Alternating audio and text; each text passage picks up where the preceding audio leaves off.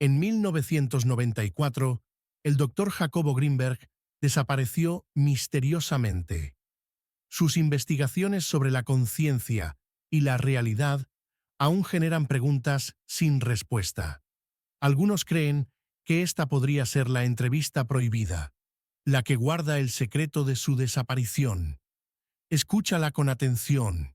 Segundo contertulio, Jacobo Grinberg, mexicano del 46, doctor en Ciencias Fisiológicas por la Universidad Autónoma de México, profesor titular de Psicología en la misma universidad, director general del Instituto Nacional para el Estudio de la Conciencia de México y autor de 36 libros. Casi deberíamos decir 37 porque está a punto de aparecer, tenemos allí la portada, Pachita, un libro sobre el chamanismo mexicano. Jacobo Grinberg estuvo aquí en el programa dedicado al holismo y casi no pudo hablar por culpa del bueno de André Malví, el sabio mutante del mundo por Montera, que aquel día acaparó la conversación y no dejó abrir el pico a casi nadie. Vamos a ver si hoy tienes más suerte, Jacobo. Este programa nace de una comida, tú lo sabes también como yo. Era una comida en el curso de la cual nos contaste a mí, a Félix Gracia, a Luis Maggi, a José Antonio Campoy, a Isidro Palacios y a algún otro miembro de la redacción de la revista Más Allá y también de la tertulia de El Mundo por Montera, nos contaste, decía, el experimento culminado con éxito que poco tiempo antes, y a propósito de los modos y maneras de la comunicación directa, sin intervención del lenguaje entre cerebros, habíais llevado a cabo en México. ¿Podrías explicar ese experimento y sus consecuencias al resto de los contertulios y a todos nuestros espectadores? ¿Cómo no? Bueno, el experimento lo que intentó fue ver si existían interacciones directas cerebro a cerebro. Como tú dijiste, sin el uso de la palabra, sin el uso de movimientos, sin el uso de sonidos. Entonces lo que hicimos fue construir una cámara sonoamortiguada. Esto es una cámara que amortigua la entrada del sonido del exterior, una cámara también visualmente opaca, trabajamos a oscuras totalmente, y electromagnéticamente aislada, de tal forma que impide la entrada de ondas electromagnéticas. En esta cámara invitamos a una serie de parejas, siempre trabajábamos con parejas, a sentarse cómodamente, cerrar los ojos, no hablar, no tocarse, y en esta situación de ausencia de estimulación, lo único que existía era la presencia del uno y del otro. Más tarde o más temprano, lo que estas dos gentes empezaban a sentir era precisamente esto, la presencia del uno y del otro, hasta que llegó un momento en el que la sensación de la mayoría de ellos era que estaban en contacto directo. Un poco difícil definir, ¿no?, lo que sería el contacto directo. Se sentían uno al otro, sin necesidad de utilizar lenguaje. En ese momento, uno de los dos fue invitado a pasar a otra cámara, que también habíamos construido de antemano, con las mismas características. Esto es aislada, sonoamortiguada y electromagnéticamente blindada de la primera, de tal forma, y esto es muy importante, que no había posibilidad de que ondas electromagnéticas pasaran de una cámara a la otra, por lo menos de ciertas frecuencias. En esta situación les invitamos a permanecer en comunicación, o sea, seguir sintiendo la presencia uno del otro. El que se quedó en la cámara original fue estimulado, se le aplicaron una serie de destellos y registrada su actividad provocada ante los destellos, lo que llamamos un potencial provocado. Un potencial provocado, pues, es la respuesta de la corteza ante el estímulo. Es una respuesta muy conocida. Y simultáneamente estábamos registrando la actividad cerebral de la otra persona que no fue estimulada, que no sabía que su compañero estaba siendo estimulado, y lo que observamos es que cuando aparecía un potencial provocado en la persona estimulada, en la otra persona también aparecía un potencial que era sincrónico con la aparición del estímulo, con la presentación del estímulo.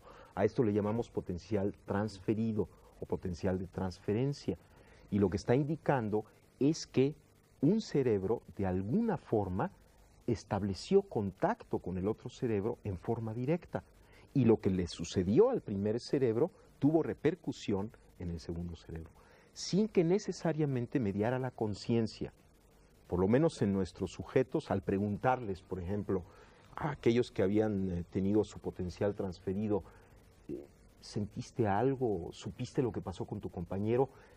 Decían, bueno, creo que algo sucedió, pero no estoy seguro.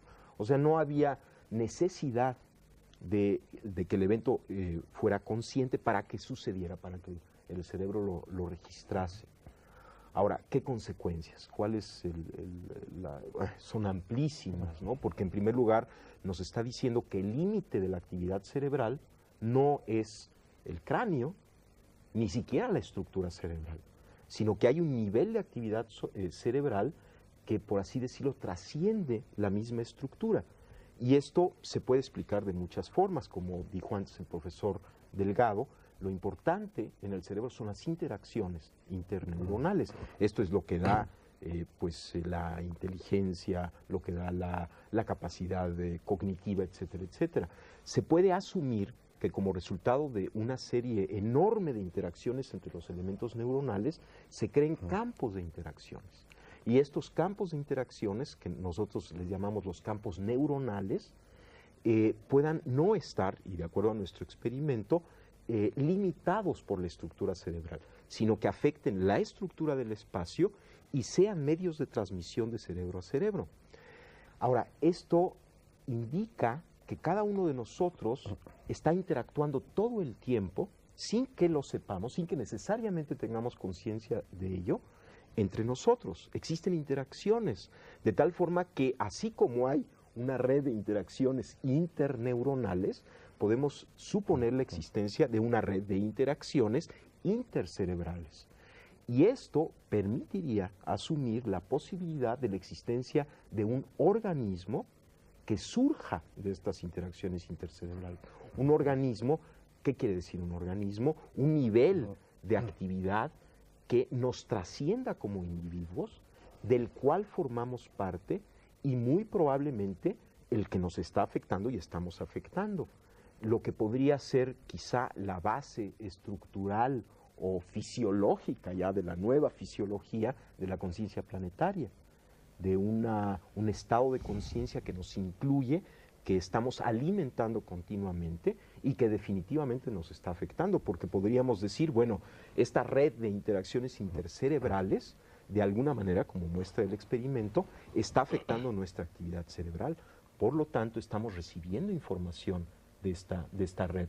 Yo le llamo el hipercampo, por darle un nombre a esta red de interacción. Me da vueltas no la cabeza, sino el cerebro, después de oír de Jacobo, y a ver si consigo moderar el resto del programa.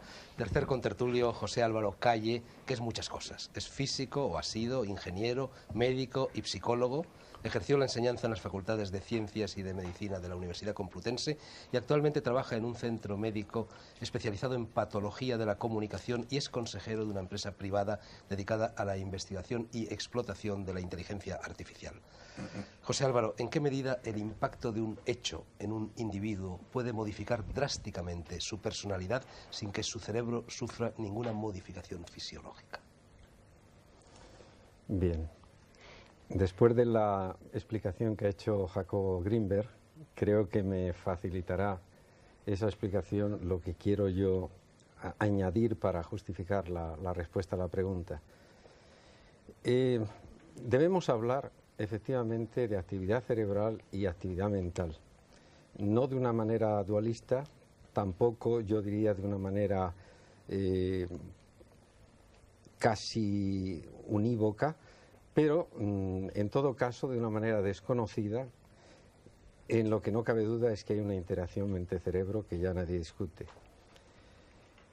Hay una actividad química en el cerebro, hay una actividad electromagnética y hay una actividad, que es la actividad mental, que naturalmente hay que tener muy en cuenta y que es la que, en definitiva, en muchas ocasiones, puede justificar lo que decía Jacobo Grinberg, no entendiéndola como una entidad, como un ente separado, sino como una realidad más. Entonces, ¿puede un hecho importante variar la personalidad? Bueno, yo diría que la pregunta es muy buena porque no tiene por qué aparentemente o inmediatamente modificarse para nada la estructura biofísica y bioquímica del cerebro y sin embargo cambiar radicalmente la personalidad. Voy a poner un caso concreto para aclarar ideas. Una persona ha sido entrenada maravillosamente de forma que toda su actividad cerebral sea perfecta. Y además ha mantenido una alimentación perfecta y se ha desarrollado en un ambiente sociocultural también maravilloso. Y un día, con la voz más armoniosa y angelical, incluso yo creo que se le podría decir, como en el chiste por sevillanas, se le podría decir: mira, tu familia ha perecido abrasada en un incendio. Eso es suficiente para trastornar absolutamente el comportamiento en adelante de esa persona, si no estaba preparada su personalidad para resistir tal envite. Y yo diría que eso no tiene nada que ver con la estructura biológica o psicobiológica de la persona. En definitiva, creo que un hecho puede cambiar radicalmente la personalidad y, sin embargo, en principio, no afectar para nada esa estructura biológica. Ahora bien, lo que sí va a pasar es que como hay una interacción entre la actividad mental y la actividad cerebral, va a repercutir ese impacto vía mental en el resto de la persona, se va a alterar la bioquímica, va a cambiar toda su actividad endocrina, cardiovascular, todo. Las defensas le van a disminuir a esa persona y, en definitiva, esa persona tiene tantas más posibilidades en resistir esos embates duros de la vida cuanto que esté mejor preparado mentalmente. Y ya para terminar, quisiera añadir algo que suena un poco a broma, pero corroborando lo que dice Jacobo Grinberg. Cuando terminemos esta emisión, yo propondría a todos los que estamos aquí y a todos los que nos escuchan que meditaran si nos llevamos a casa cada uno de nosotros nuestra mente, o nos la dejamos aquí, o continúa aquí de alguna forma y en nuestra casa también. Porque este es un problema realmente, yo creo, interesante desde el punto de vista científico y al mismo tiempo filosófico. Se quedan aquí nuestras mentes, nos las llevamos, están aquí y allí. Oye, dímelo, ¿se quedan aquí nuestras mentes o nos las llevamos? Yo diría, hablando con toda brevedad, que se queda aquí y se queda allí. O sea, realmente que permanece en todos los sitios. Cuarto contertulio y miembro habitual del Mundo por Montera, no voy a presentarlo, a Antonio Escotado. Antonio, los frenólogos, que con el italiano Lombroso a la cabeza tuvieron bastante predicamento científico durante el siglo pasado y parte del XX, adscribían las funciones espirituales a zonas concretas de la geografía del cerebro, estableciendo así una especie de topografía tangible del espíritu y encauzando este a través de un mecanicismo y de un determinismo prácticamente absolutos. Con ello liquidaban el libre albedrío. Hegel, en la fenomenología del espíritu, sostenía lo contrario, la imposibilidad de localizar el espíritu. Es el espíritu el que crea el cerebro y no al revés. Me gustaría que te explayaras un poco sobre estas nociones. Bueno, nos hemos reunido aquí a tratar un tema, como antes comentábamos, atroz. La piel es esencial para la supervivencia, pero aquí estamos hablando de lo que permite hablar, de la fuente del sentir. Aquí hablamos de aquello que permite tener conciencia y autoconciencia. En esa medida, entiendo que para empezar, aquí, aún más que en la física subatómica, es donde se aplica el principio de indeterminación. Las paradojas del contenido y el continente, de la condición y de lo condicionado, de lo ínfimo y de lo supremo, cuando intentamos aplicar el principio de causalidad, por ejemplo, decimos, el sistema límbico es el origen o la localización de las emociones, o de ciertas emociones. ¿Hasta qué punto esto se distingue de decir que la forma de la uva determina el sabor del vino? Yo diría que la forma de la uva y el sabor del vino están conectadas, pero que al mismo tiempo son determinaciones libres en sí.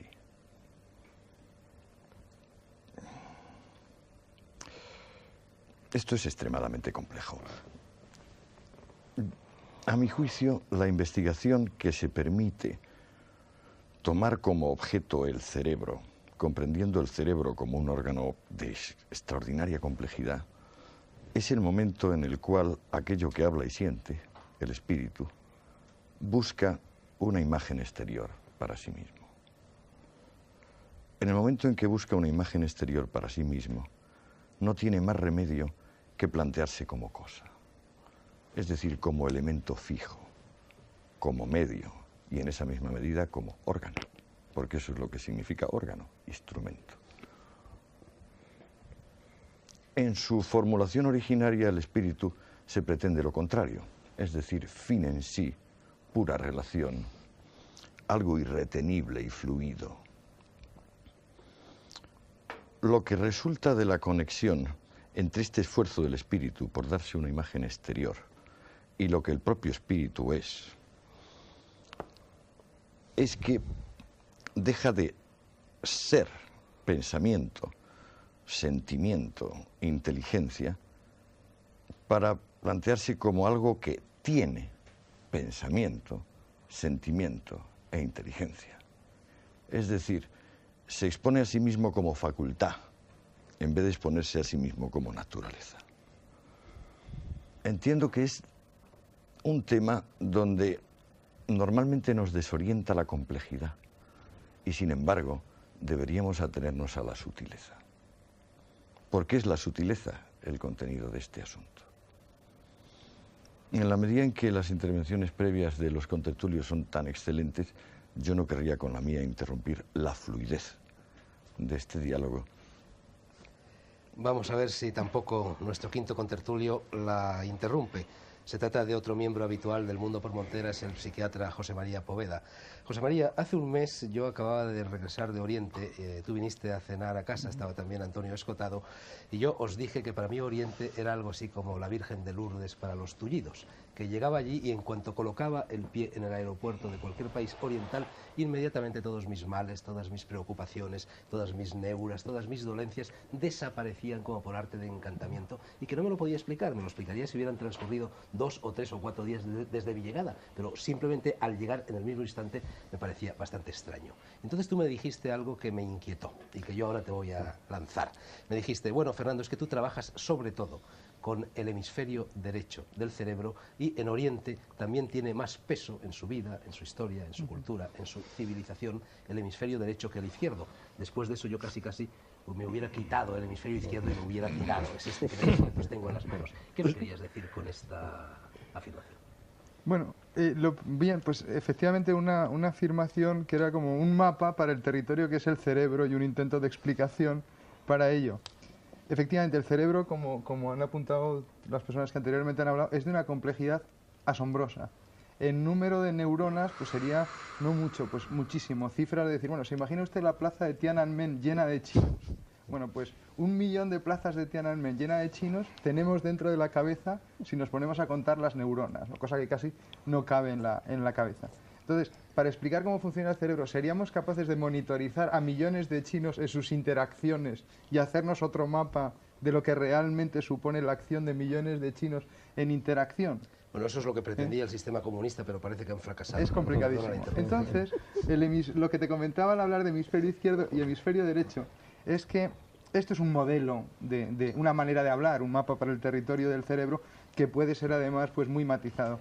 Pero una idea que comprobamos en una serie de experimentos en California hace una serie de años, en los que estaban pues Sperry, Gazzaniga, Gallin, una serie, Ornstein, sobre quienes ha escrito pues su propio Calle, pues ha escrito sobre ello en el libro que hay de sistema nervioso y sistemas de información. La idea fue que relajábamos a una persona que estaba con un sistema de electroencefalografía colocado y sobre una posición de reposo en el que producía pues, ondas básicamente alfa generalizadas, le decíamos, póngase usted ahora a pensar que escribe una carta. Y entonces, en ese momento, la parte izquierda y cierta parte de la parte izquierda del cerebro se desincronizaba, entraba en unos ritmos más rápidos que evidenciaban acción en el cerebro izquierdo en ese momento. Pero si a esa misma persona, y estamos hablando de diestros, se le pedía, imagínese usted que es como un arquitecto que está diseñando castillos en el aire, tarea que en vez de ser de escribir y racional, era una tarea visuoespacial. En ese momento, la parte que se desincronizaba era la parte derecha. Entonces, con esto queríamos decir que no se puede hablar de un localizacionismo a lo vasto, pero que lo que encontramos es que las partes que se ponían a trabajar eran distintas según la tarea. Entonces, a partir de ahí se han extrapolado una serie de ideas, que es decir, entonces el hemisferio izquierdo podría ser un modo de procesar la información que utiliza coordenadas verbales de secuencia temporal lineal. O sea, el pensar en el tiempo del reloj sería típico de hemisferio izquierdo, que sería algo muy verbal. Mientras que el hemisferio derecho se manejaría en la realidad con visualizaciones, flashes, un tiempo circular más bien, estados de ánimo no verbalizables fácilmente. Entonces, en este sentido se quiere decir que para un europeo, cuando uno llega a Oriente, está todo como tan difícil de cosificar o de codificar a bote pronto, de ponerle la palabra, que ya el hemisferio izquierdo se desconecta automáticamente. La idea entonces es que el paradigma este del lado izquierdo, analítico, crítico, masculino, activo, occidental, en oposición a un lado derecho, pasivo, femenino, más capaz de recibir, es un paradigma que nos sirve en ocasiones para explicar, por ejemplo, al grupo de Milton Erickson le sirve para explicar la hipnosis. Dicen, en realidad, hipnotizar a alguien es dejarle tranquilo a su hemisferio izquierdo, crítico y tal, dándole un cuanto de razón como a los locos, y entonces cuando te hipnotizan te dicen, ¿le pesa a usted no sé qué? Pues claro que le pesa, siempre me pesa. Y si pacificas al hemisferio izquierdo, pasas al hemisferio derecho de la persona y ya puedes hacer un trabajo de hipnosis. Para explicar incluso la creatividad según Sperry y Gazzaniga. Lo que dicen, un señor es tanto más creativo cuando sepa conectar el hemisferio izquierdo, el verbal, con el derecho. Y entonces, en la medida en que él haga síntesis de estos dos modos de la realidad, claro, el hacer esa síntesis es estar un poco en una frontera, que es lo primero cuando uno cambia de situación. Pues entonces tiene que ser un campo para la creatividad. Y estos lo explicaban a base de conexiones de ambos hemisferios, poniendo en relación cosas que no estaban en relación antes. Y este paradigma sirve finalmente para explicar cosas tan simpáticas como el propio chiste. Según lo cual, el chiste sería como la conexión de dos procesos de la propia realidad que cuando se ponen en contacto, al ver su punto de contacto, se produce una fusión de dos campos que crean humor o que llaman la atención. Porque son dos campos que en sí son consistentes, pero cuando se ponen juntos se disloca la cosa. Quiero decir, dos códigos. Esta es la teoría de Arthur Koestler en un libro muy bonito que se llama El acto de la creación, The Act of Creation. Entonces dice, si el chiste este de que había un señor jugando en la cárcel con sus carceleros a las cartas. Los carceleros, un chiste alemán malísimo, por cierto. Entonces estaba jugando a las cartas con los carceleros. Los carceleros, al ver que este hombre les hacía trampas, le dieron una patada en el culo y lo echaron fuera de la cárcel. Claro, son dos líneas consistentes de pensamiento, pero cuando se ponen juntas pretenden justificar la gracia, ¿no? Entonces, lo que el paradigma llamaba la ruptura de sistema, en cierto modo. Esto es. Bueno, entonces tengo que llegar a la conclusión de que yo soy oriental, femenino y de derechas. Vale. Sexto contertulio, o mejor dicho, contertulia, Dominique Aubier. Francesa de origen y española por vocación, un personaje casi mitológico para quienes desde hace varias décadas nos interesamos por el esoterismo, por el pensamiento mágico, por las religiones esotéricas y por las tradiciones iniciáticas. Es imposible comprimir la vida y la obra de Dominique en unos instantes de presentación del Mundo por Montera. Dominique ha hecho de todo en la vida, ha escrito novelas, se ha interesado por la tauromaquia, intervino en la resistencia francesa, un buen día se instaló en España hace ya casi medio siglo, se instaló en el litoral almeriense, en el litoral de Mojácar, de Carbonera, de Agua Amarga, se dedicó allí a la promoción del turismo y se dedicó sobre todo, después de una lectura traumática del Quijote en 1951, a investigar en la estructura talmúdica y cabalística de la obra de Cervantes.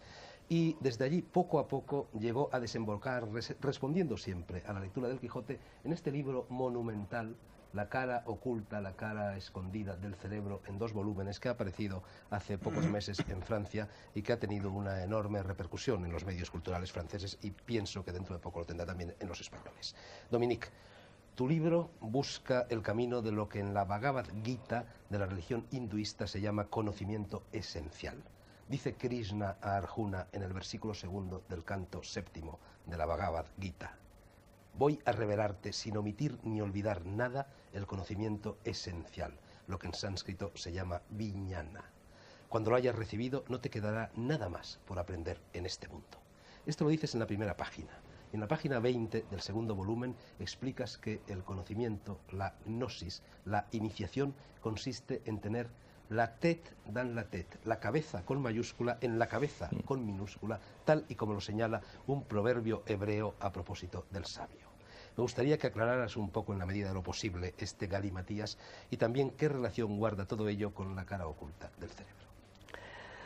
Pues he sido muy emocionada de oír hablar español con tanta perfección, y debo excusarme porque yo hablo un español de campesina, ¿no? El bueno, Pero ese es el bueno, Dominique. espero que sea el No el de bueno, los pero políticos y el de los me perdonarán economistas. todos los errores, ¿eh? En francés sería muchísimo más inteligente que en español, pero el corazón, como tú decías, es muy hispanizado. Pero en francés no se puede escribir. Quijote. Entonces voy a buscar. He sido muy emocionada por sus intervenciones a todos, porque me han colocado, sin haberlo previsto, en la misma situación que está usted aclarando. ¿Cuál es?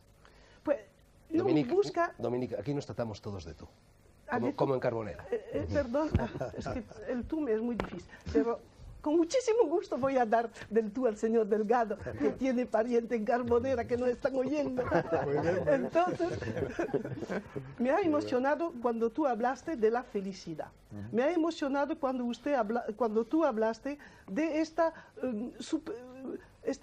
vida interior en la cual nosotros seríamos neuronas.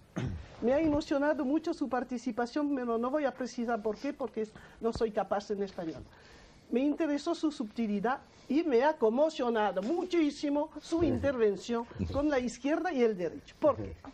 Porque la primera cosa que enseña Krishna, pero que también enseña el Talmud y que enseña cualquier tradición, y que la vamos a repartir simbólicamente entre nosotros, es que el cerebro, su primera aplicatura es de ser con 2 hemisferos, lo que decía usted, el de derecha y el de izquierda. Pues esta noción que están poniendo tanta pregunta a los científicos, las tradiciones la conocen perfectamente. Y le voy a decir cómo, para que vean que no voy por opiniones, sino por pruebas. ¿Conocen usted la noción de yin-yang? Lo tiene usted en la camisa. El yin lo tiene tú en la camisa. Sí, sí, está aquí. El yin, el yang es la izquierda y la derecha vista por los chinos. Yo lo llevo colgado del cuello. Lo vista por los chinos, pero ¿cómo lo ven los chinos? Es muy importante. Ven la relación izquierda-derecha en su sinergia complementaria e inversada. Entonces es una manera de sobrever la relación izquierda-derecha en su funcionamiento en general. Si usted consulta la cosmología masdeana, verán aparecer 2 palabras que dicen exactamente lo mismo, que es Getik y Menok. El Getik es el estado mental que corresponde al espíritu derecho, y el Menok es el motor. Si usted toma el pensamiento mexicano de los Sioux, tienen una noción fabulosa para los antropólogos, que es el tonal y el nahual. El tonal es la parte exterior, espacial, y el nahual es la parte informativa del motor. El tonal es lo nombrable con palabras. El tonal soy yo, y el nahual es mi cerebro. Dentro de mi cerebro, el nahual es la parte motor, la que tiene el lenguaje, y el tonal es la otra. Y se puede seguir en muchas cosas, porque el tonal y el nahual al final son los cromosomas. Al final los nahual son los cromosomas. Pero quiero decir que como el mundo de lo posible, sí, lleno de posibilidades. Pero la noción, si las tradiciones conocen también la izquierda y la derecha, no es por haberlo visto como ustedes en el escape, así. No, no, no. Lo han observado. y lo han observado en su funcionamiento. Y no solamente hay el tonal y el nahual, pero hay muchas otras cosas. En la Cábala y en el sufí dicen con muchísima precisión la izquierda y la derecha. Es decir, que la noción de orientación, de simetría izquierda y derecha, en las religiones resveladas, en la gnosis judía, cristiana, islámica, la noción va directamente, no con yin yang, no con interpretación funcionales, sino directo a la noción izquierda y derecha. Y si ustedes leían el Zohar es un tratado concreto de cómo funciona en sinergia la izquierda y la derecha. Por eso, cuando tú decías que en India se nota una sensibilidad especial, no es porque son más de izquierda o más de derecha en el cerebro, es porque dan toda facilidad a la sinergia y a la dirección, porque la dirección es muy importante, no se va del tonal al nahual, se va del nahual al tonal. Por eso las informaciones que son en el cerebro motor condicionan nuestra comprensión en el cerebro espacial, decimos. Y las tradiciones dicen que no se debe separar. Y hay un chiste, ya que tú hablabas de chiste, chino, que me gusta mucho. Es un monje, ¿tú no eres monje frustrado? Sí, un poco. Pero entonces, un monje que no es frustrado está cogiendo una berenjena en el jardín. Y otro monje lo mira y le dice, tú coges muy bien esta, pero ¿cómo haces para coger la otra? Y el tío se levanta y lo mira con sorpresa. Entonces el monje que ha hecho la observación toma el instrumento del otro y coge una flor. Y el otro le dice, sí, coges tú muy bien la flor, pero ¿cómo tú harías para coger el fruto? Y un tercero monje que viene dice, Señor, hay que coger la flor y la fruta y saber coger los dos, no en el mismo tiempo, sino cada uno siguiendo el otro. Y eso es la gran noción del dentro y del fuera, que es una noción esotérica que parece tan difícil y que no lo es.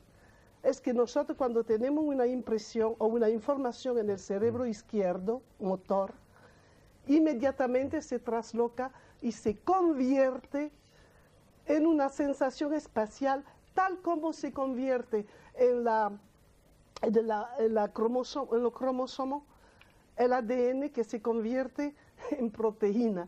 Hay una transformación del universo verbal lineal en un universo espacial, que eso es el milagro. Ahora, esa es una técnica para memorizar, que enseñaban en algunos sitios. Eso, si uno coge palabras de hemisferio izquierdo y las ve, les es más fácil luego recordarlas. Eso es verdad para los japoneses, pero no creo que sea verdad, por ejemplo, por los hebraicos, para nosotros. Porque los japoneses y los chinos y los indios son regiones de la esfera. Es que antes de hablar de esto me habría gustado precisar una cosa para ti. Pues venga, precisa y así Jacobo contesta. Sí, es que la gran noción esotérica, ya que yo no soy científica, no me pueden contradecir, ¿eh? Tengo suerte. La gran noción cabalística y sufí y gnóstica es la siguiente. El universo es un cerebro, pero el universo en el cual nosotros vivimos es nada más que la mitad de este cerebro. La parte espacial, la larga, como decía usted. Es decir, la parte material. Por eso es material, por eso hay todos los mecanismos que conocemos y en este universo, detrás de él, hay la mitad que falta, la mitad verbal, existe. En la Cábala es una noción muy clara en gnosis bíblica porque se llama el príncipe de la cara, el que manda ahí, que no es Dios ni el creador, es la otra parte del cerebro. En son nociones esotéricas, no son nociones científicas, aunque hoy la ciencia va muy cerca, porque el concepto antrópico no sé dónde está aquí, sino es muy cerca. Los científicos son al borde de decir lo mismo. dicen los estudios teóricos que en este universo lo que da la forma es el concepto de creación. Y dentro de este universo todo es cerebro. Los ciclos son todos cerebros. Entonces la vida, la Tierra es un cerebro. Y la vida es un cerebro, pero cuidado, de la vida vemos nada más que una parte. La parte visible, el hemisferio espacial, y el otro no lo vemos, pero es el que comunica. Entonces, y don Juan, por ejemplo, dice, la otra vida me vienen a mirar, te vienen a mirar. Claro, porque hay muchas formas de vida que son formas de conciencias que existen en el universo y que participen a la vida, y nosotros la podemos seguir, vivir. Entonces, el concepto iniciático es interesante hoy por esta razón, que viene a dar todo lo que prometía la Bhagavad Gita, no una ciencia objetiva, sino una manera global de pensar la ciencia y de integrarla a una síntesis prefabricada, porque hoy si poníamos los científicos con la obligación de hacer su síntesis, se darían muchos dolores de cabeza y creo que nadie lo puede hacer. Porque yo he hecho un estudio, que lo hablo en mi libro, de todas las tentativas oficiales del mundo desde 1950, que son 40 años ya, para buscar la síntesis, y no hay manera. No hay manera, porque la síntesis no es necesario hacerla, preexiste y está confiada a todas las tradiciones. Y lo que a mí me emociona, y eso lo quiero decir porque soy cabezona, es que es formidable de ver la ciencia y todas las religiones, todos los mitos, todas las tribus, la más mínima tribu de India o de África, saber lo mismo, a condición de saber de qué hablamos. Si hablamos del cerebro como organización, donde la función se impone en la estructura, encontramos que en el mundo no hay que pelear, el mundo entero, en muchos idiomas, en muchas formas de cultura, en muchas expresiones rituales, simbólicas, objetivas, dice lo mismo. Pero hay que buscar los puntos en los cuales esta opinión se hace. Por ejemplo, hablándote a ti de la vida, te he dado un punto de unión. Pero por la felicidad del señor Delgado, se podía decir la misma cosa. La felicidad, lo has dicho, es cuando un cerebro funciona bien. Dominique, ¿me permites que te interrumpa? Sí. Porque se nos está yendo el programa entero. Eres casi peor que André Malví. Yo creo que en vez de seguir el camino de la felicidad, vamos a seguir el camino que había señalado en tu interpelación a Jacobo. Y Jacobo creo que quería decir algo. Y luego el profesor Rodríguez Delgado. Jacobo Grimberg.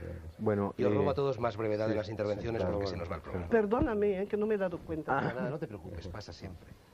Bueno, ha sido muy interesante escucharlos. Y yo estoy de acuerdo con Dominique, ¿no? Lo importante es la sinergia.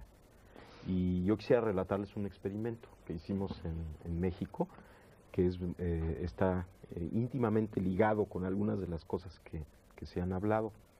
Durante varios años estuvimos registrando la actividad del hemisferio derecho y del hemisferio izquierdo. Y lo que hicimos fue un programa con una computadora, un ordenador, en donde la computadora recibía la información de ambos hemisferios, la comparaba entre sí y dependiendo del resultado de la comparación daba una serie de señales a los sujetos. Por ejemplo, si las formas de onda de los dos hemisferios eran muy parecidas, la computadora daba un tono muy grave, un sonido grave.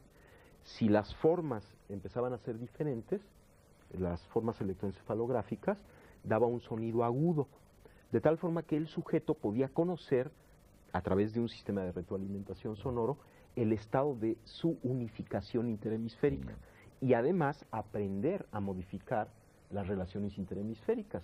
Podía, por ejemplo, decidir incrementar la correlación interhemisférica yéndose hacia los sonidos graves o decidir incrementar la diferencia, la lateralización, yéndose hacia los sonidos agudos.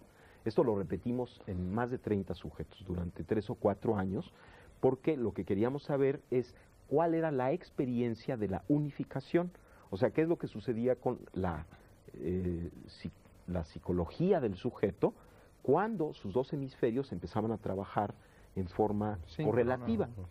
Y lo que en todos los casos los sujetos reportaron es que a medida que se incrementaba la correlación interhemisférica y llegaban entonces los dos hemisferios a trabajar en forma coherente, su sensación era la de llegar o la de tocar un centro yoico, una unidad, un estado interno de quietud, de paz, de coordinación. O sea, había un isomorfismo entre su experiencia subjetiva y la correlación interhemisférica. En cambio, mientras menos correlación interhemisférica había, los sujetos reportaban una sensación de dispersión. Se sentían mal, se sentían que no estaban en unidad. Muy interesante.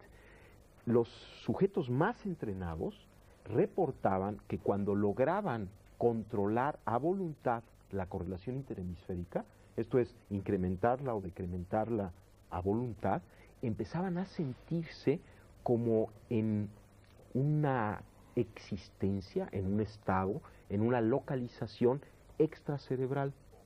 O sea, no quiero decir que se salían de su cuerpo y veían su cuerpo, sino que sentían que su experiencia estaba localizada en un lugar que ya no era derecho-izquierdo, sino que incluía a ambos.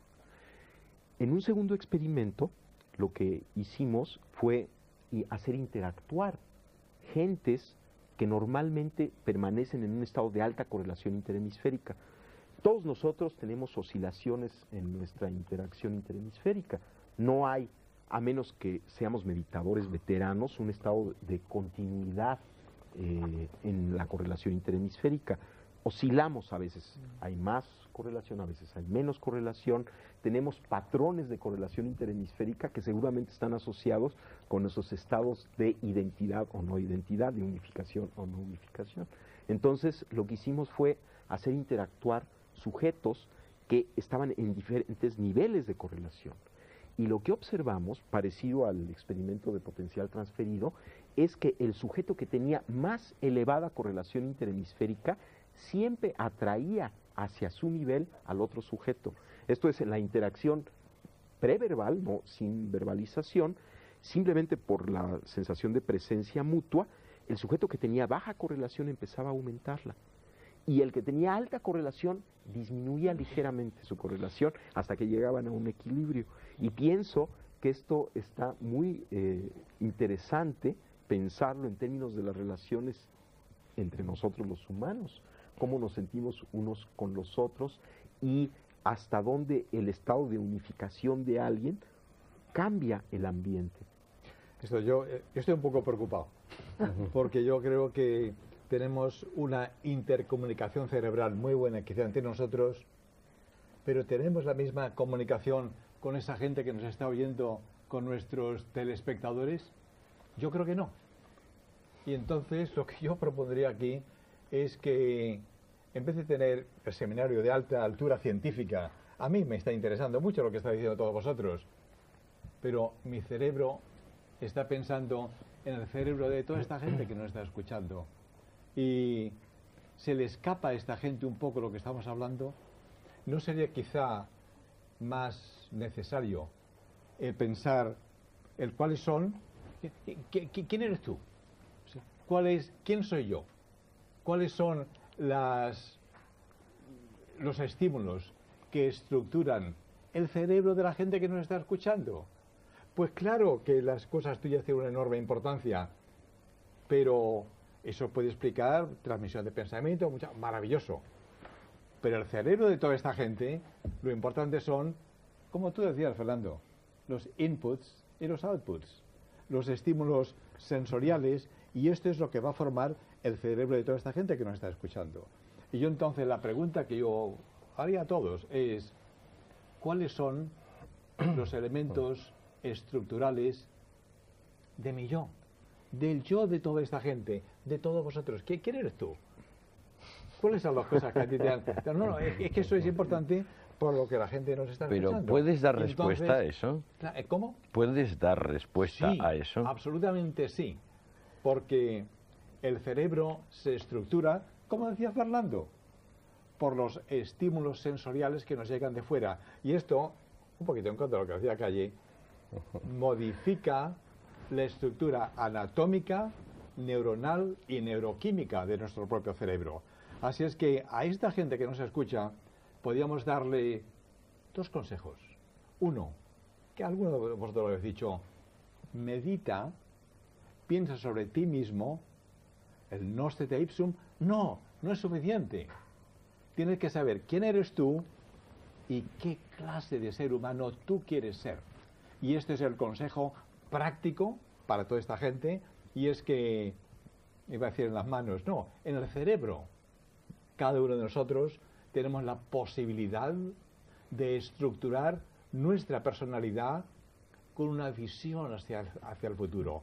Los inputs y luego los outputs, de adentro y de fuera. Y esto estructura nuestro cerebro, y esto permite que esta gente que nos está escuchando, que cambie, si ellos quieren, sus propias concepciones religiosas, políticas, mentales, de actuación, etc. O sea, y ya con esto acabo, medita y actúa. Y estos son estructuras cerebrales que te permiten modificar tu propia personalidad. Niño o niña, modifícala, medita y actúa. José María Poveda ha sido el primero en levantar el dedo. Sí, que esto de quién eres tú es una pregunta, bueno, filosófica casi fundamental, pero la respuesta es problemático pensar que pueda ser verbal, que una respuesta verbal agote la respuesta a quién eres tú, y si decimos quién eres tú, cerebro, ¿qué sabemos de ti así un poco en plan mínimo, ¿no? Pues de entrada, por ejemplo, MacLean, que es una de las personas que han divulgado una noción también muy interesante, porque hemos dicho, derecho e izquierdo es una visión horizontal del cerebro, pero una visión de niveles del cerebro. La idea de MacLean era que cada uno de nuestros tus incluye, y casi de manera doble, 3 sistemas de cerebros. Incluimos el cerebro y la memoria, si se quiere, y las maneras de ritualizar y de agredir de los reptiles. Nuestro cerebro incluye también, encima de ese cerebro, un segundo cerebro que asume el anterior, pero que actúa a veces en paralelo con él, que es el cerebro del mamífero, dice MacLean, y un tercer cerebro, que es el cerebro humano. El cerebro inicial, el de la serpiente, trabaja solo en el presente, dice él. Son actos como reflejos, como los de la médula espinal. Por eso, por ejemplo, los psicólogos que modifican la conducta no trabajan con serpientes, porque las serpientes no se pueden entrenar, prácticamente no tienen una memoria organizada bien. Los mamíferos ya tienen el pasado incorporado a su sistema de cerebro, organizan la información de manera más sofisticada, son capaces ya de rituales, de emociones, de otras historias. Y un tercer nivel ya es el nivel, digamos, cerebral, frontal, que incluye la capacidad del futuro. Entonces, cada uno de nosotros es varios tus a la vez. Y además independientes, y no siempre conscientes de los otros niveles. Sí y no, porque lo que hay que hacer precisamente es darte cuenta, las cosas de Paul MacLean son muy discutibles, pero bueno, darte cuenta de quién eres tú, y entonces esa conciencia, cambiarte tú si tú quieres. Que tú quieres ser un reptil, pues hijo, pues sélo. Pero para eso tienes que meditar y decidir el propósito de vida. ¿Cuál es tu propósito de vida? ¿Para qué haces lo que haces? ¿Cuáles son tus emociones, tus pensamientos, sobre todo tus acciones, tus ideologías políticas, tus ideologías religiosas? ¿Estás ya determinado por tus 3 cerebros de una manera ya fatal? No. Y eso es lo que yo digo a son toda esta posibilidades, gente. Grupos de Puedes posibilidades. Cambiar. Entonces, piensa un poquito quién eres y cambia si tú quieres cambiar. Eso es perfectamente posible, incluso sin la ayuda de neurocientíficos, ni de los psicólogos, ni de los psiquiatras. Tú puedes cambiar. Vamos a ver, ha pedido la palabra Escota, el rastreador, y luego José Álvaro Calle. Pues mira, sin duda a veces la gran densidad de información hace que en su expresión parezca simplismo. La idea de que el cerebro se puede explicar por una llegada de datos que se procesan y salen luego, a mí me parece conectada con una base científica que a su vez no estoy tan seguro de que dure, pero sí que ha sido importante en todo este tiempo, la idea de la caja negra. Investigamos un asunto suponiendo que es una caja negra y entonces según se entra y según se sale, así hemos entendido, por ejemplo, lo del reflejo condicionado. Así hemos llegado a entender cosas mucho más importantes como el principio de cómo se reproducen los guisantes en Mendel. Pero el cerebro no admite que se le trate como una caja negra, sino que pide que lleguemos, lo abramos y lo investiguemos. Cosa de extraordinaria complejidad. Cuando tú dices medita y piensa en tu cerebro. ¿Pero qué es tu cerebro? Tu cerebro no es más que la representación exterior del principio de la acción, que para empezar tiene bastante poco de tú y yo. O si no, no entendemos, porque el lenguaje, precisamente, por ejemplo, la palabra mesa, no es tu palabra ni mi palabra, es mesa. Es decir, la objetividad del pensamiento es al mismo tiempo su fluidez infinita, el hecho de que es irretenible y sobre todo el hecho de que no es edificante, el hecho de que no se puede plantear como un consejo a alguien. A mí no me ha gustado de lo que tú has dicho, quiero, perdóname que te diga con todo respeto, que llames a ti mismo, es decir, a un otro, la gente. Y mucho menos que esto se circunscriba a piensa o no piensa. En realidad, creo que si lo pensamos con una cierta objetividad, aquí estamos esta noche con estas luces, no veo ninguna razón para imaginar que meditamos más que los demás.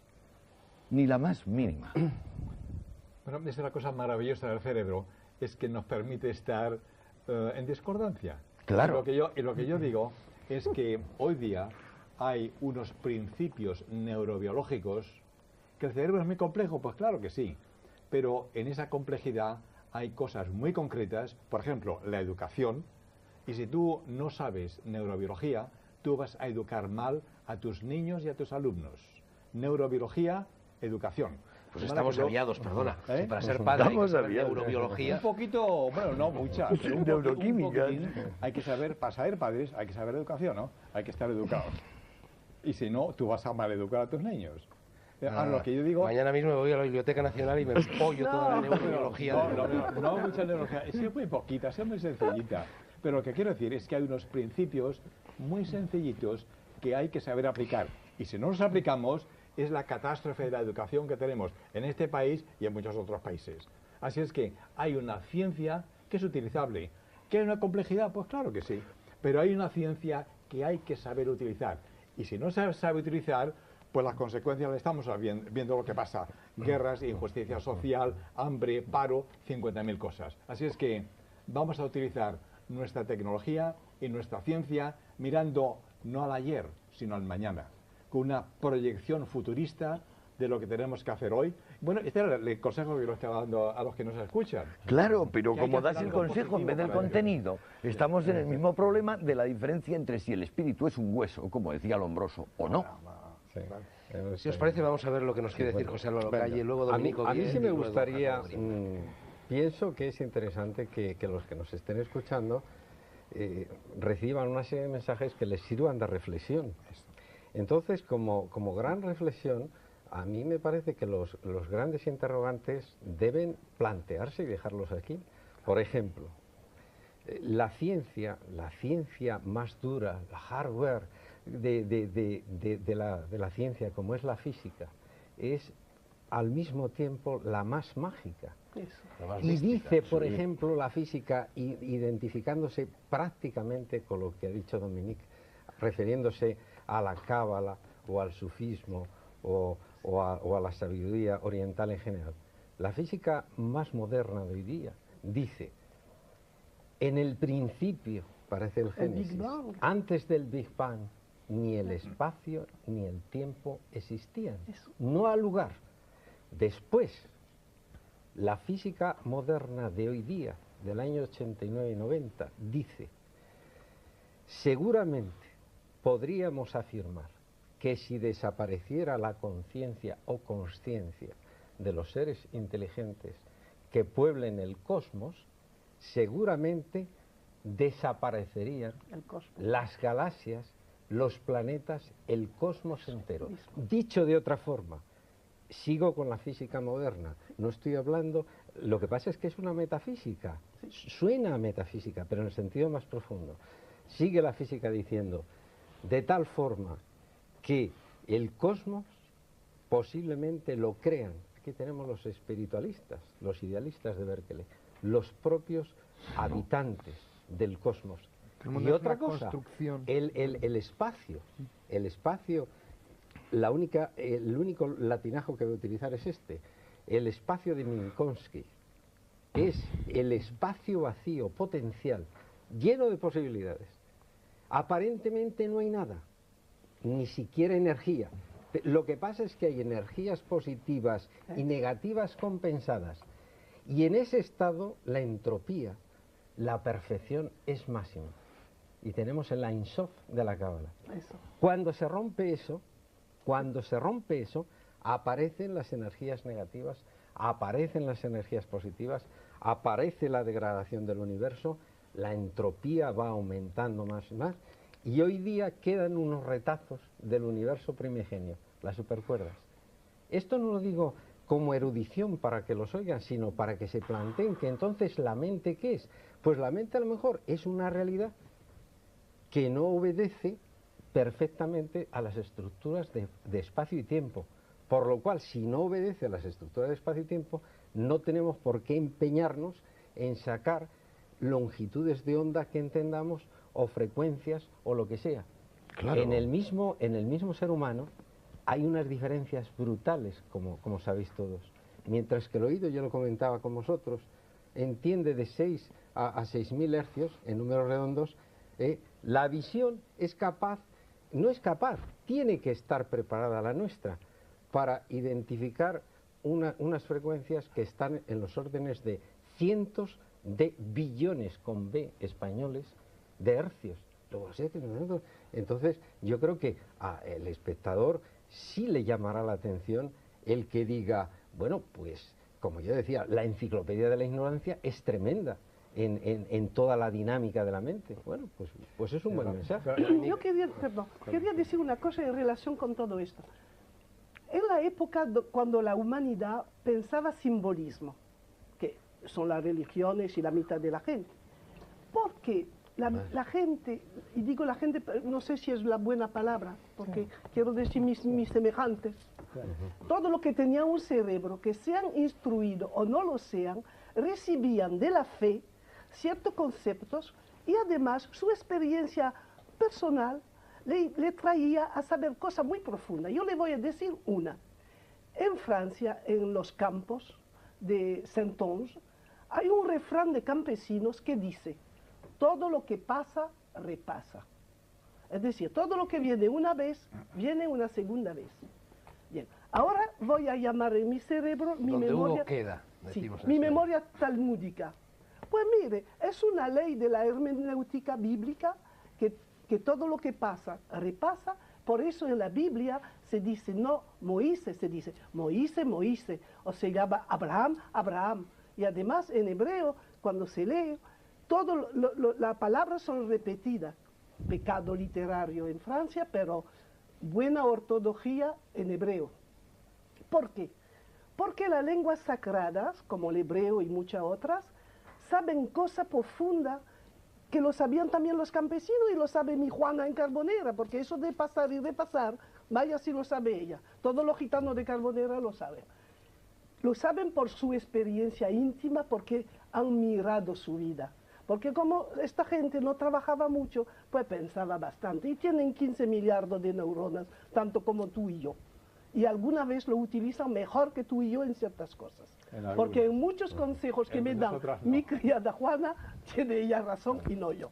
Porque ve otra cosa. Pero para ver los mecanismos profundos de la vida, son capaces. Y todas las tradiciones han sido formadas por gente sencillos, que tenían observaciones, sin gran ciencia. Eso no quiero minimizar la ciencia, porque la ciencia viene a confirmar ciertas cosas. Por ejemplo, lo de pasar y repasar, que a mí lo he recibido muchas veces por el chino, porque en China también en la versificación, en nuestra misma versificación... Dominique, vamos a decir pasar y volver a pasar, porque repasar perdona. en español significa otra cosa. Mejor, Sí. pasar, perdona. Pasar y volver a pasar. Esas son la ignorancia mía. El nacimiento se completaba. Un segundo nacimiento que tenía una virtualidad fundamentalmente espiritual. Es decir, que en ese sentido el segundo nacimiento tenía una dimensión religiosa, metafísica muy profunda. En ese sentido, por lo tanto, el tránsito, digamos, el viaje iniciático, era un tránsito que existe en nuestra época, pero a diferencia del mundo tradicional, Nuestra época también concibe la vida humana como un tránsito. Sin embargo, en nuestra época ese tránsito no tendría una dimensión metafísica, no tendría una dimensión de alcanzar un más allá, de encontrar la raíz sobrenatural de las cosas y de la vida del hombre, mientras que en ese sentido el mundo tradicional encarrilaría, digamos, el concepto de la iniciación por este camino. El hombre nace natural, nace como ser biológico, necesita de abrirse al mundo del espíritu, por tanto necesita de completarse, y de ahí su segundo nacimiento, que de alguna forma, pues bueno, estamos hablando un poco de este aspecto aquí esta noche, ¿no? Sí. Emilio, sí. André Malví ha dicho en su introducción algo muy hermoso y muy profundo, que se complementa muy bien con lo que tú, Fernando, has ido diciendo. A mí me ha impresionado mucho tu frase de buscar el viaje iniciático, el yo más íntimo. Yo pienso que no importa dónde se vaya, sino que vayas tú, como decía Séneca. Y sobre todo, el viaje no importa la parte que sea, pero que todo viaje exterior se transforme en un viaje iniciático. Y yo pienso en esa misma línea que tú indicabas, Sibila, al principio, porque además hay que felicitarte por la actualidad del tema. En un libro que acaba de salir, está en todas las librerías, se llama Sol y Sombra, del premio pasado Espejo de España, que hablaba de Buñuel y las relaciones con Dalí, habla precisamente de que todos teníamos que hacer el viaje iniciático. Yo creo que todo viaje tendría que ser no solamente una sensación de ver lugares, de ver sitios, sino de morir de algún modo nosotros mismos para buscar ese yo más íntimo, de transformarnos. Porque yo pienso que tú lo has dicho, el yo más íntimo, André, cualquier parte, aunque sea pequeña, aunque sea un lugar que tengamos cercano, siempre yo creo que todo viaje iniciático debía de ser un viaje de estreno, de ese estreno de esa persona interna. Tú quizá, André, podrías ampliarnos. Sí, mira, te digo una cosa, es que primero, creo que cuando alguien llega al yo más íntimo, como dices, en realidad llega a los otros, a los demás. Quien llega a la verdad y no llega a los otros, no ha llegado a ningún sitio. El secreto del viaje iniciático es que es una especie de laberinto, en el cual, como bien se sabe, para no perderse, hay que siempre girar en la misma dirección, y que al final el que encuentras no eres tú, es el otro. No un otro en concreto, sino cualquier otro. En realidad, el viaje iniciático fundamentalmente es el encuentro con el diferente. No se puede tener iluminación, no se puede tener la conciencia clara de la armonía entre todo lo que existe, sin primero enfrentarse con el diferente. El encuentro con el diferente y la necesidad de que el diferente tenga todas sus caras, al igual que tenemos cada uno de nosotros que soñar todas las caras que podríamos tener. Yo soy capaz de soñar que soy tú, o tú, o tú, o ella, pero no lo soy. La iniciación es lo que permite, una vez hecho todo el recorrido, de poder ser cualquier otro que se te enfrente, conocido o desconocido, sin tener que tener pelea para poder tener contacto.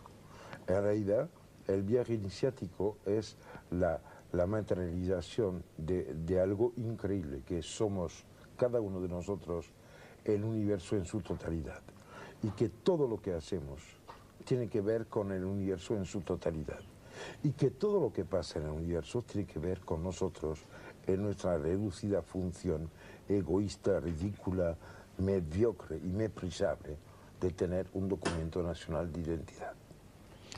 Bueno, pensando un poco con las personas que nos están viendo, perdona un segundo, te interrumpo nada más, con lo de Fernando, en lo de Fernando que me he quedado con la duda, es decir, Fernando tuvo ahí su viaje iniciático, es decir, un viaje iniciático tiene que ser también una ruptura. Sí, yo no me he querido meter con él por un motivo muy sencillo. A mí me ha emocionado. Mira, el primer libro que yo escribí, que se llama L'Ecfol, fue presentado con un texto leído por el príncipe Momar Bettisal, que vino a leer un texto escrito por Leopold Sédar Senghor, del cual acaba de hablar. Yo he vivido muchísimo tiempo en África, mis raíces íntimas están en África, yo me siento hermano a poder ser marido, porque me encantaría realmente serlo, de la pequeña Lucy, de las laderas del río Omo, que probablemente es el inicio mismo de la humanidad. Pienso que Fernando ha tenido la inmensa suerte de poder rodear el plato sin tener que comer lo servido. Yo ya anuncié desde el principio mi intención de guardarme alguna carta en la bocamanga. No tengo que entrar ahí, porque él y yo tenemos en común unos secretos que no le diré y él no me dirá. Hemos vivido lo bastante ambos en zonas ecuatoriales y también en desiertos, como para saber que el importante, si es importante, no tiene palabras. Así que hay ciertos momentos en los cuales el silencio tiene que hablar en vez que la boca. A vosotros. De todos modos, André, aquí lo que estamos intentando es aclarar un poco a la gente cómo es este tema y de qué va el tema. O sea que haced un esfuerzo para verbalizar lo inefable. Cojo 2 minutos y después dejo. Pienso que como una madre tiene su niño que se cae, lo coge, le da un beso donde le duele, sopla, le canta una cantinela, se pone a respirar con él, se desabrocha, saca a lo mejor la teta o lo que sea, busca el contacto íntimo, olvida un poco que es un ser por su cuenta y que el que sufre es otro ser, intenta abrir puentes que hacen que sea un ser diferente, más que la suma de los dos y diferente también de la suma de lo que cada uno de los componentes podrían ser, pues está ya recorriendo casi perfectamente todo lo que la iniciación permite, anuncia y necesita. Y como última cosa diré que la iniciación es inevitable. Naturalmente es inevitable. Lo que pasa es que hablamos de una iniciación. ¿Me permitís un pequeño inciso? Mi maestro decía que iniciados estábamos todos, los que no estábamos era acabaditos. Digamos que los caminos iniciáticos, ya sabemos que todos, la vida es una iniciación, pero estamos hablando de los que se adelantan, digamos, a la vida natural, ¿no? Y entonces que hacen unos recorridos internos y externos, digamos de alguna manera, que les aportan, no solamente nuevos conocimientos, sino una nueva forma de ser, una nueva, no sé, la piedra blanca con el nuevo nombre que está en el Apocalipsis, ¿no? Un nombre nuevo. Sibila, yo... ¿No has terminado o no? Sí, creo he terminado, pero además antes, creo que quería hablar Escotado y Basilio Baltasar no ha dicho nada y quiero que hablen de sus respectivos miedos. Sí. ¿Qué habla Basilio Baltasar? A lo mejor no los han tenido. A lo mejor porque nos lo cuenten. Antonio, estabas Escotado, antes. ¿tú querías decir algo? Sí, pero es un señor. No, pero era en un momento previo. Era en un momento Recógelo previo. otra vez y tráelo otra vez adelante. Creo que André habló de que al alcanzar la verdad de sí mismo, uno en realidad se sitúa inmediatamente en el terreno de lo que llama el otro. Creo que la diferencia entre uno y otro se basa justamente en la falta de interés por la verdad. En el momento en que el interés por la verdad se hace avasallador, omnipotente, hegemónico, uno está ya en el lugar del otro. El viaje iniciático para mí es básicamente el viaje de la pequeña muerte, de anticipar aquello que da gravedad, seriedad a nuestros actos. Porque imagínate que viviésemos una infinidad de tiempo. Pues podríamos hacer toda suerte de tonterías y no existiría la palabra tontería. La palabra tontería proviene probablemente del movimiento entrópico de lo real que hace que, bueno, que seamos limitados en general. Pensé, lo más oportuno que podemos hacer aquí es que cada cual cuente algo parecido a una iniciación propia. Exactamente. Fernando ha contado con un cierto lujo de detalles circunstanciales una experiencia. Yo he tenido varias experiencias, no sé, desde que me dijiste que este era el tema, me debato angustiosamente en cuanto a cuál sería la oportuna, en cuanto a cuál sería la menos privada. Pienso que es la de este anillo. Este anillo lo llevaba mi madre, es lo único que recuerdo de mi madre. Cuando ella murió, yo estaba en Ibiza, en un bar, y apareció un pequeño indio hindú, y dijo, no por dinero, para mi promoción, señor, ¿qué le grabo? Y yo le dije, délivré, que en francés significa liberado, abierto a lo que acontezca. Y él dijo, I don't speak French, sir. No hablo francés, señor. Y yo dije, bueno, pues ponga released.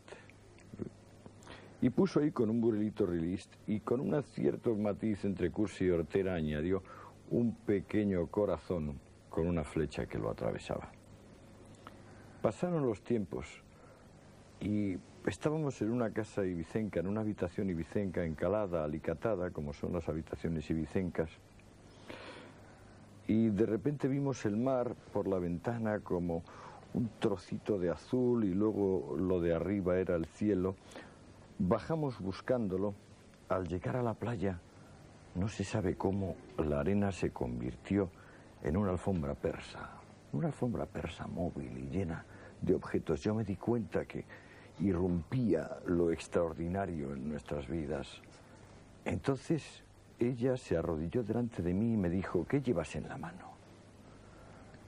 Y yo me quité esto. Pero entonces la miré otra vez y aunque en Ibiza en aquella época no iba la gente vestida en la playa, la vi cubierta con un velo negro. Miré hacia la izquierda donde ella indicaba y vi un gran tronco de árbol cubierto de sal, reblanquecido, que me pareció la cruz. Saqué rápidamente mis conclusiones entre aquella mujer con el velo negro y la cruz que yacía en la orilla y salí corriendo. Salí corriendo, atravesé el final de la cala y poco antes de atravesar el final de la cala encontré un pescador manco con un anzuelo. Me asusté sobremanera, ya iba asustado sobremanera, corrí todavía más, llegué a la otra playa más amplia que había y entonces cambiaron todos los ánimos. La arena volvió a ser arena, lisa y llana. Oí las voces de la persona que estaba conmigo chillando, Antonio, Antonio, ¿qué pasa? Entré en mi coche, dejé que la otra persona entrase en mi coche. Parece que ascendimos sin necesidad del motor de explosión hasta la vieja casa de donde estábamos. Miré mi mano y vi que quedaba una huella blanca. Dije, ¿cómo es posible? ¿Dónde está mi anillo? Lo único que tengo de mi madre. Y añadí, la tierra. Y ella dijo, no sé, yo te lo di. Volvimos a la playa, recorrimos la playa, no encontramos nada. Pasaron 20 días. Aquella persona que había estado conmigo fue a las 8 de la mañana a un bar de Ibiza y vio una mano que se posaba en la mesa. En esa mano que se posaba en la mesa estaba este anillo. Y ella dijo, este anillo es de Antonio. Y la otra dijo, no es de Antonio, yo me separé de mi marido. Aquella noche decidí separarme de mi marido y me fui con mi amante. Y allí pasamos la noche en aquella cala y nos salió el sol y cuando yo bailaba la salida del sol, entonces entró en un dedo de mi pie. Y además, prueba de que es mío es que dice liberada. Era una mujer francesa. Qué curioso. Oye, sí, te dejo, pero Basilio todavía no... Si es un segundo. Nos has dejado a todos... Porque estáis todos hablando de experiencias propias. Esperad un momento. Perdón un momento. Es medio minuto en terminar. Sí, sí. Medio minuto en terminar. ¿Qué conclusión saqué yo de esto? Que yo había sido un farsante. Que yo nunca había perdido mi anillo.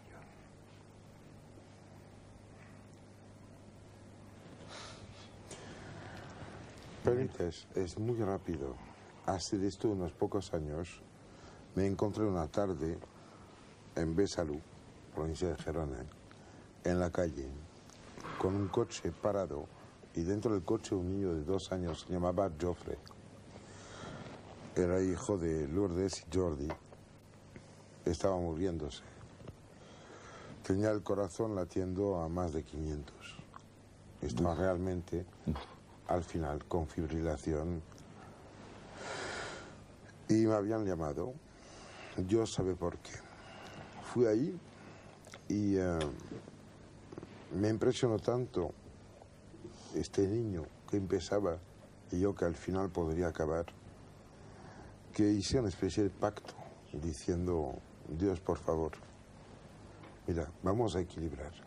Él pesa 12 kilos, yo peso 100. Vamos a intentar juntar. Le puse la mano encima, le bajó las pulsaciones, se puso normal, y yo empecé a pegar saltos. Murió el niño, murió muy poco tiempo después.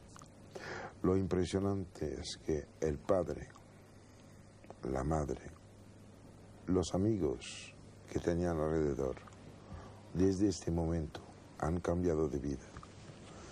Yo creo que tenemos que ser muy humildes y dejar también sitio a esas almas pequeñas, demasiado luminosas, que llegan y que no pueden vivir toda la vida en el aspecto histórico, pero que sí sirven para que de golpe nos demos cuenta que somos los tontos que cogemos una cucharada de mermelada y la vamos extendiendo muy poco a poco sobre muchas rebanadas. Y yo pienso de que si hay una conclusión, y me callaré después, que habría que hacer con todo lo que se ha dicho y se dirá, sería que, por favor, humildad, porque sin humildad no hay iniciación. La iniciación es la tierra en la cual pisas, la lluvia que te cae encima, el sol que se levanta, el frío, el calor, el hambre, el amor. Pero eso es cierto. Bueno, pero ver, el por caso... favor, déjate hablar a Basilio, Sí, es porque verdad, yo quiero sí, saber... Soy muy prudente cogiendo la palabra, pero cuando me la dan, no la suelto. Bueno, te perseguiré a ti entonces. Bueno. A ver, Hombre, bien. yo la verdad es que soy bastante escéptico respecto al tema del programa, porque escucho vuestras intervenciones con pasión de lector. Y voy a explicarte. Pues ya desde pequeños pues empezamos a rendir un culto y una admiración extraordinaria hacia ese gran género de la literatura que es el género de viajes. Y entonces, bueno, pues uno lee y uno se educa en las formaciones del mundo, en las dimensiones del mundo. Y quizá ahora yo quisiera hacer una rápida selección de 3 volúmenes. El de los viajes de Gulliver, el viaje de Jonathan Swift, el viaje a los imperios del sol y de la luna de Cyrano de Bergerac, y un tercer libro, podría haber más, por ejemplo, El viaje al centro de la Tierra de Julio Verne, pero el tercero yo citaría especialmente el de Kipling, El hombre que pudo reinar. Son 3 libros, son 3 viajes, pero lo verdaderamente sorprendente y la razón por la cual yo no puedo contar ni siquiera mentir acerca de ningún viaje iniciático es que uno sale de casa... Basilio, ¿me permites una puntualización pedante? Por favor. El cuento de Kipling no se llama así, lo que se llama así es la película basada en el cuento de Kipling. El cuento de Kipling se llama La más hermosa historia jamás contada. Y además su fundamento es reconocimiento masónico. Pero dejar de hablar, por Dios. Sí, Basilio, sí. No te pie de página. Es que lo malo es que la humildad será buena para la iniciación, pero no para los debates televisivos. Muy bien. No, es que bueno estaría que el cine se comiera la literatura. A ver, cuéntame. No, es un fallo mío que además es interesante, pero de todas maneras viene a cuento de lo mismo, porque esa relación entre cine y literatura que algunos pues denuncian con un aparente rigor, yo quizás no sería tan riguroso en eso, pero bueno, no importa. Efectivamente, la novela es de Kipling y la historia es la mía. Y la película de Hitchcock, entonces tampoco es manco. No la he visto, no sé cuál es. Maravillosa, pero el hombre que pudo ser rey. No sé. Bueno. Decía, sí, bueno, estos 3 libros, exacto. Entonces uno, si soy humilde me vais a cortar todo el rato. Bueno, entonces uno lee estos 3 libros y sale de casa, ¿verdad?, a conocer el mundo, a conocer el viaje y quizás, probablemente, hipotéticamente, a esa iniciación sobre la que ha estado leyendo tanto. Pero uno no se encuentra absolutamente nada. Uno no encuentra el país de los liliputienses ni ninguna de las grandes regiones que describe Jonathan Swift, y uno empieza a decepcionarse. Uno tampoco encuentra el demonio de Sócrates, ¿verdad?, que se encuentra nuestro gran espadachín Cyrano de Bergerac. A lo mejor es que lo buscas donde no está.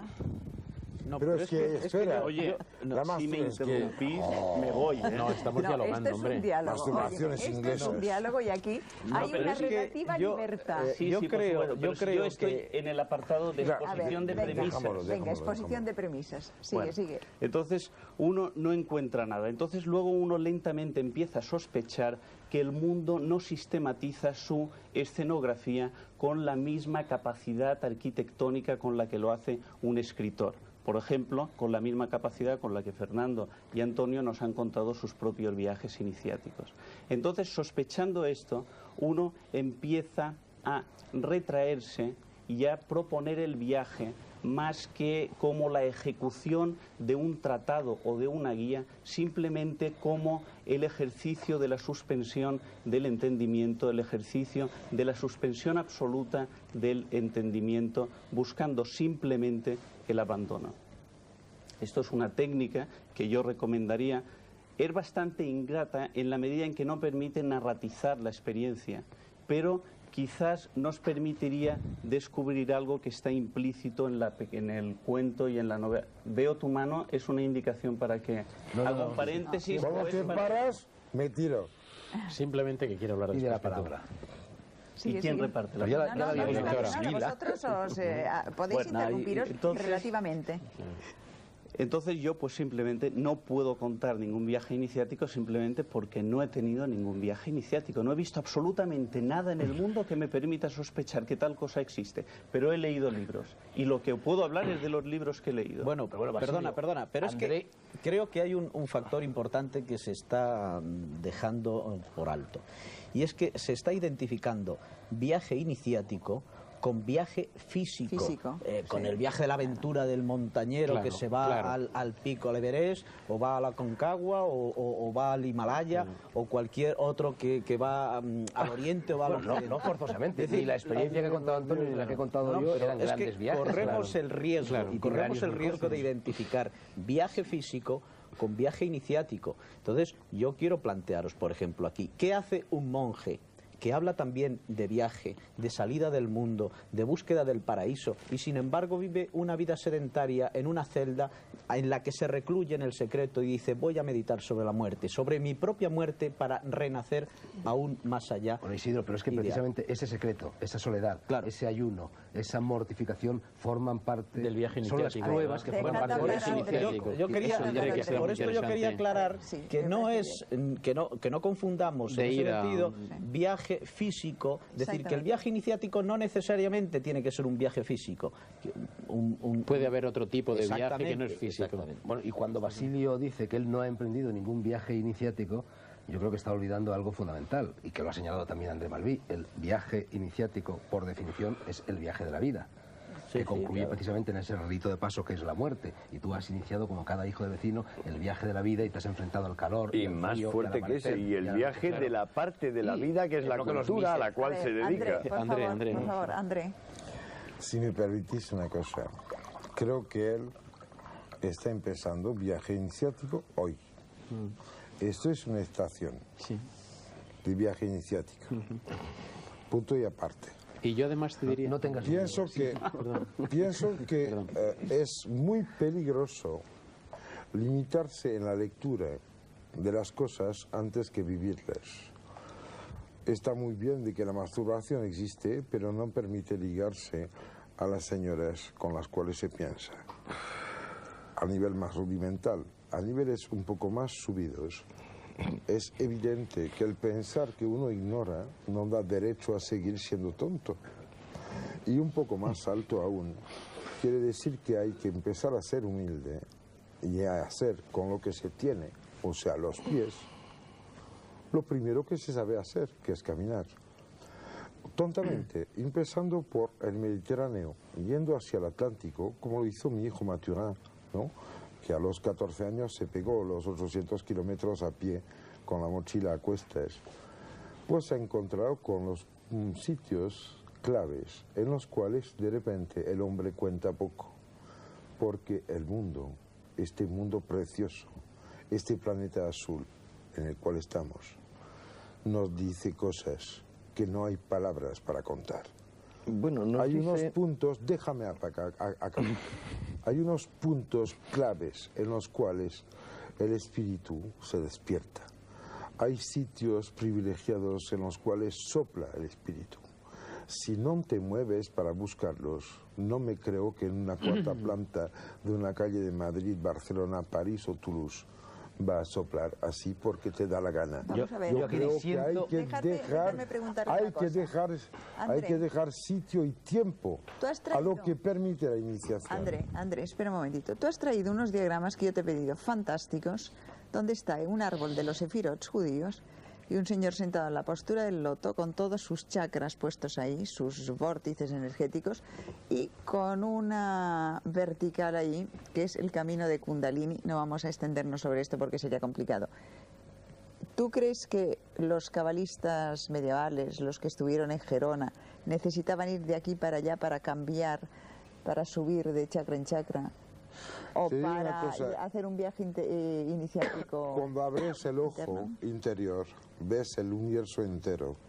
No hace falta moverte porque lo ves todo. Pero mientras no lo ves, mejor que te muevas. No es bueno sentarse en una gruta, no se puede alcanzar ese estado. Es que esto me te diré una cosa. Al final basta pegar una torta a un guardia civil y acabar en Carabanchel. Sí, pero esto no es ninguna iniciación. Y si bastaba ponerme en cuclillas para tener la iniciación, pues lo siento, todas las ranas serían Buda. Pero André, ¿cómo es esto de ver todo? Esto que estás diciendo. ¿De verdad esto de ver todo? No, realmente yo creo una cosa. No está arreglado ninguna cosa en este universo. Los sentidos, hasta ahora, son solo la expresión de una relación entre el límite exterior de un cuerpo mal asumido con lo que lo rodea.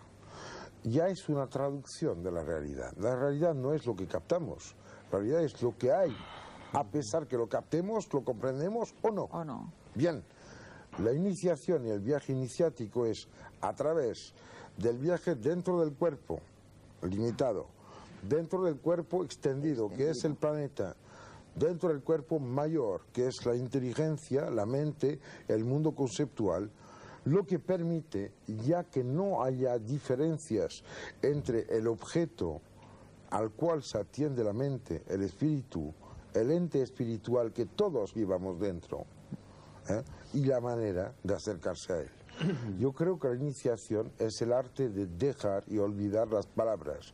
Las palabras encierran las cosas en un sitio, en la historia, en el tiempo y en la cultura. Yo creo que la existencia y la experiencia está afuera de todo. La iniciación abre sobre un mundo sin palabras y por esto, precisamente, es tan difícil hablar de ella. Te voy a preguntar una cosa, ¿por qué sin palabras? Puede ser sin palabras, con palabras. Es que la iniciación, digamos, el mundo este superior, y perdona que intervenga directamente, a mí me parece que no renuncia a nada. No. Lo que quiero decir es que si tú vas a comer un Wimpy en el aeropuerto de Barcelona, o en New York, o en Los Ángeles, o en los estados del maíz, en Estados Unidos, vas a comer cosas diferentes con la misma palabra. Cuídate de las palabras porque recubren cosas que son diferentes entre sí. El arte de tener respeto a la diferencia es lo que permite la conciencia, lo que permite la existencia y lo que permite al ser, al yo, de no estar limitado. En realidad se trata de petar los bordes del acuario. Sí, di Fernando. No, yo creo, André, que estás desviando un poco el programa.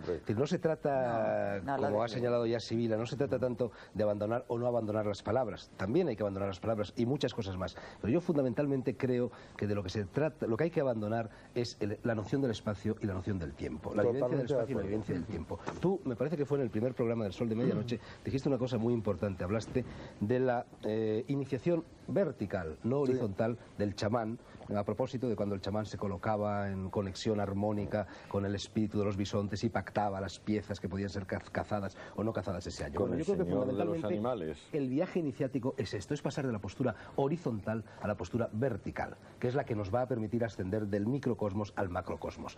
Pero yo creo que deberíamos ser un poco didácticos, porque probablemente las personas que nos están escuchando siguen desconociendo en este momento qué es un viaje iniciático. De lo que ha dicho Malví me falta algo. Un viaje iniciático es algo que tiene, una serie de condiciones, una serie de puntos comunes. Fernando, pero tiene dos condiciones, una horizontal y otra vertical, no solo vertical. Bueno, pero para pasar del horizontal a lo vertical tienes que perder la noción del espacio y del tiempo, y para perder la noción del espacio y del tiempo te tienes que someter a una serie de pruebas iniciáticas. Mira, y yo creo que podríamos contar experiencias personales. Quiero comentar lo que dije la primera vez y lo que menciona ahora.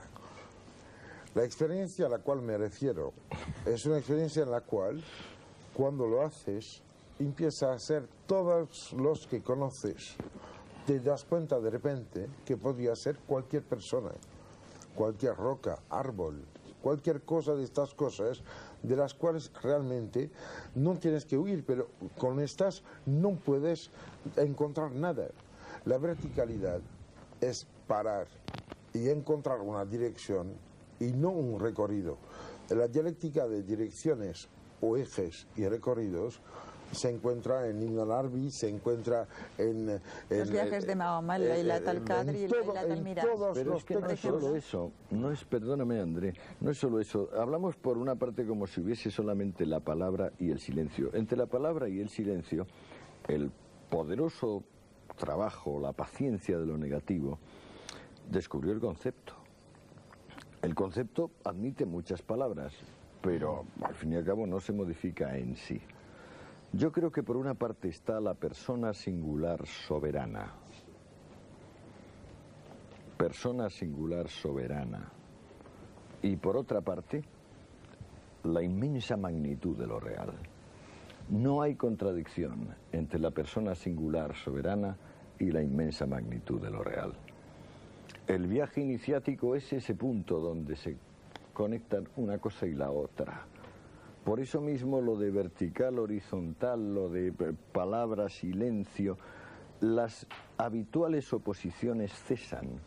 Una persona puede resolver, como en el viaje que yo contaba, que es nada más que un farsante, y no con eso cambia su concepto del universo. Bueno, naturalmente, porque el viaje iniciático fundamentalmente consiste en abandonar el mundo de la dualidad. Claro. Por supuesto, que toda oposición desaparece, claro. Pero no toda oposición. La oposición que hay entre, por ejemplo, ¿no? El votante y la persona singular soberana, que es una oposición infinita. Es como la que puede haber entre el cenit y el nadir, ¿eh? Porque tiene muy poco que ver la persona singular soberana con el votante. O la diferencia entre el Dios digno de su nombre y el tiranuelo que pide dogmas, no hay punto que es la misma oposición que entre el nadir y el cenit. Pero por Dios, no el punto es en un universo que no tenga cenit y nadir. Pero hay una cosa que me molesta, es que realmente a mí me gustaría de que el testigo de la geografía del país en el cual hablamos hoy, España, tú, nos contase, porque eres demasiado silencioso, igual que el No, es que no soy silencioso, es que estamos con admiración escuchando la disertación académica. Académica.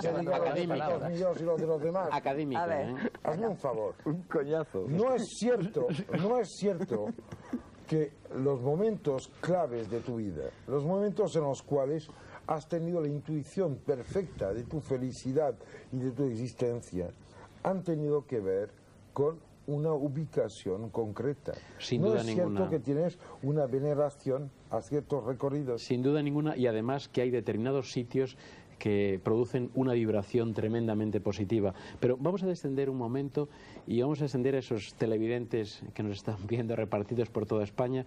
Y yo, cuando me indicaron el tema de este programa, había leído libros, nunca me había preocupado si en mi vida personal, no es ninguna petulancia, había tenido ese viaje iniciático del cual estamos hablando aquí. Y yo creo que muchísimas personas que nos están viendo y nos están escuchando, posiblemente ellos tampoco habían pensado en ningún momento si habían tenido un viaje iniciático. Y la síntesis sería que un viaje iniciático es una transformación. Y entonces vamos a la esencia del viaje. Y respondo en tu pregunta, hay determinados sitios que transforman, que cambian, que modifican.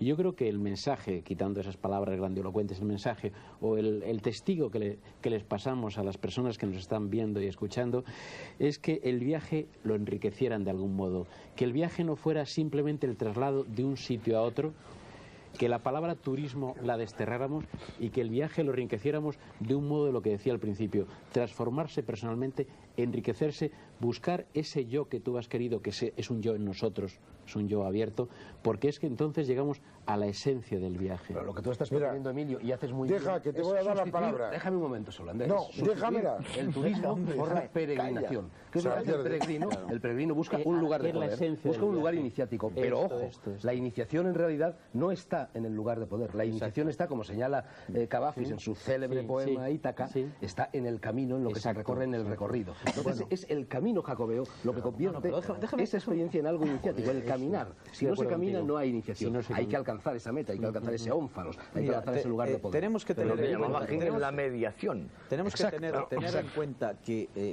de dónde nos viene a nosotros esta palabra iniciación. La iniciación, como tal palabra y como tal concepto y como tal práctica, no existe en nuestro tiempo. Sin embargo, es una palabra que nos viene del mundo tradicional. Perdona, existe en nuestro tiempo. Estoy de acuerdo. En el mundo moderno lo que existe es una contrainiciación. No digo en el mundo, pero no excluyes que haya iniciaciones. Claro. Digamos, para buscar un poco el fondo de la cuestión. La iniciación fundamentalmente está en relación con la condición humana. Es decir, el mundo tradicional consideraba al hombre como inacabado en tanto en cuanto no se iniciara.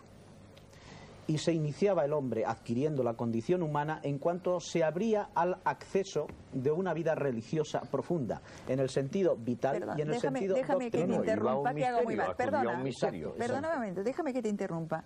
Nosotros, muchas cosas referentes a este terreno, no entiendo muy bien por qué las llamamos religiosas. Porque la verdad es que yo, después del tiempo, he considerado es todo menos religioso. Hablemos del espíritu. Hablemos del espíritu. Sí, pero lo religioso se refiere a lo que los griegos llamaban sacro y eterno. Claro. Hay algo sacro y eterno permanente en la vida. El que lo olvide, ay de él. Y voy a decir otra cosa. Además, no, si me parece pero ¿quién pierde la evidencia? Y voy a decir otra cosa. Habla y porque hace comentarios. Además es una experiencia unitiva la de la iniciación. Pero no une lo que estaba diabólicamente separado. Pero no religar, en ese sentido religioso. No forzosamente religioso, Fernando, porque un tantrica no es religioso. Hombre, yo creo que sí. No puedes decir que lo sea exactamente eso. ¿Qué llamas tu religión o no? Religión, el concepto religioso. Nosotros cuando hablamos tenemos que hablar de lo que se considera aquí en este país de nuestro concepto de religión. No es cuestión de las palabras en este sentido. Yo voy a terminar. Por la sexta vez pido palabra. Perdona, yo voy a terminar las dos manos. Entonces, ¿por qué he dicho que el mundo moderno en este sentido vive también en tránsito? Es decir, el aspecto, como decía Mircea Eliade, el mito se ha hundido, pero queda la cáscara. En ese sentido, también en el mundo moderno, el tránsito, la idea del tránsito, el pasar de, por ejemplo, el paso de la pubertad a la edad adulta, como existía en el mundo tradicional. Hablas de Nueva Guinea sentado en Oxford. Perdona. Entonces, el tránsito existe. Pero el tránsito en el mundo tradicional conducía al hombre a una realización interior muy profunda y espiritual y le abría un mundo total y se integraba en esa totalidad, mientras que el tránsito en nuestra época no conduce al hombre a esa vida espiritual, sino que le aparta de ella y le solidifica interior y exteriormente. Por eso esto se transforma en una contrainiciación. De ahí se deduce que la iniciación está fundamentalmente relacionada primero con la condición humana. El hombre nace inacabado y se completa en la medida en que accede al mundo del espíritu. Y entonces deducimos, la iniciación tiene que ver con ese acceso que nosotros realizamos en nosotros mismos, en ese otro al que nacemos, al mundo espiritual. Venga, André. El nenúfar nace buscando el fondo para tener fango. Y si no, no tiene flor. Bueno, esto para las referencias. Bueno, bien, vale. ¿Y qué quieres decir? Ahora voy a aclarar una cosa. Fernando,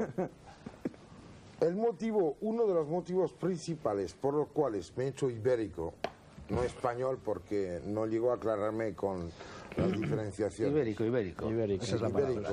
Ha sido tu libro, ha sido tu persona, ha sido tu sueño intenso de una iniciación de esta península de la Europa y que escribiste lejano, en sitios apartados de ella.